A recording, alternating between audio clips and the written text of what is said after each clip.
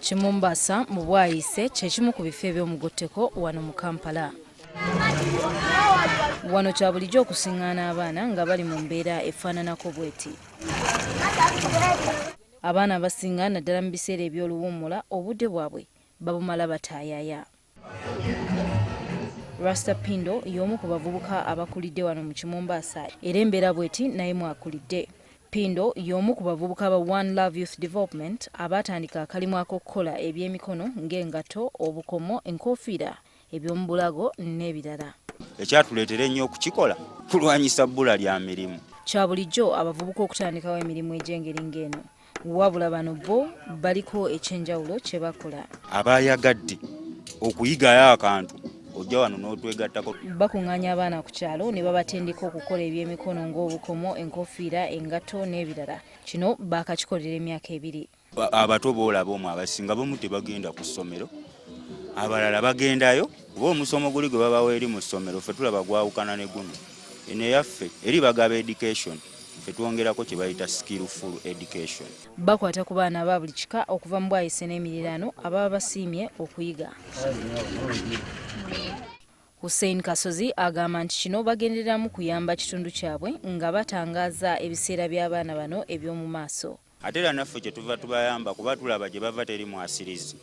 Abaana babatendekera bwereere. Mbuuziza Kasozi bo we bafuniramu ate naddala nti be bateekamu buli kimu ng'obudde n'ebikola.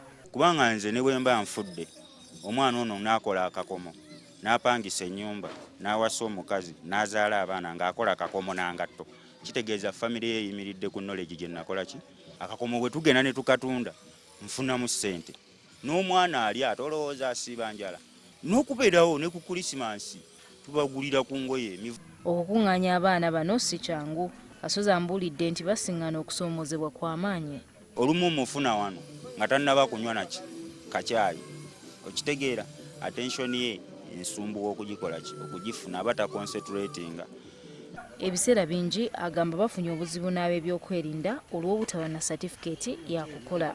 Bajja abe poliisi bo bwe bajja wano olw'okuba batulaba n'enviiri zino gulinga ate omusango.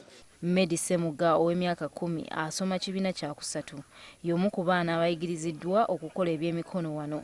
Batuyigiriza bulungi nnyo, batukwata mpola, tebatubogolera, tebatukola ki.